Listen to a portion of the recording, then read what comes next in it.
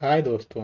आज मैं फिर हाजिर हूँ एक नई कहानी के साथ जिसका शीर्षक है महात्मा बुद्ध का अद्भुत प्रसंग। विश्व स्वास्थ्य संगठन की रिपोर्ट के अनुसार विश्व में हर 40 सेकंड में एक व्यक्ति आत्महत्या करता है।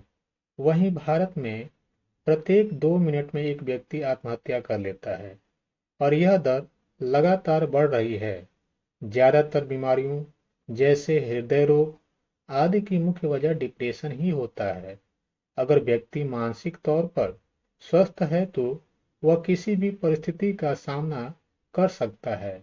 अगर हम लोगों से उनके डिप्रेशन या तनाव की वजह पूछेंगे तो वह 10 में से 9 व्यक्ति यही कहेंगे कि उनके तनाव एवं परेशानियों की वजह कोई दूसरा व्यक्ति है। ज्यादातर लोगों के तनाव की वजह उनकी भावनात्मक अक्षमता या सहनशीलता की कमी होती है, लेकिन उन्हें यही लगता है कि उनके तनाव का कारण दूसरे व्यक्ति हैं। आइए दोस्तों, इसको एक कहानी के माध्यम से समझते हैं।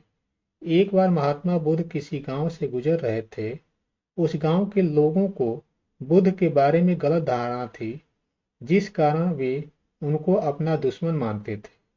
जब महात्मा बुद्ध गांव में आए तो गांव वालों ने बुद्ध को भला बुरा कहा और बद्दुआएं देने लगे।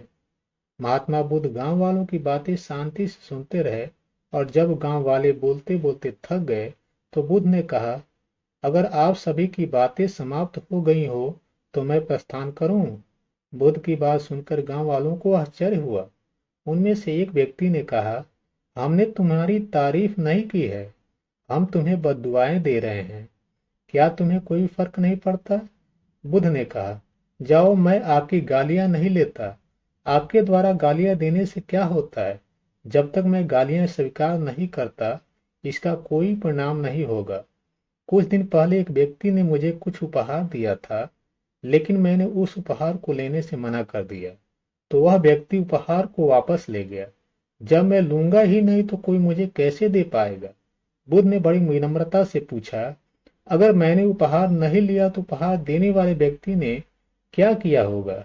भीड़ में से किसी ने कहा, उस उपहार को व्यक्ति ने अपने पास रख लिया होगा।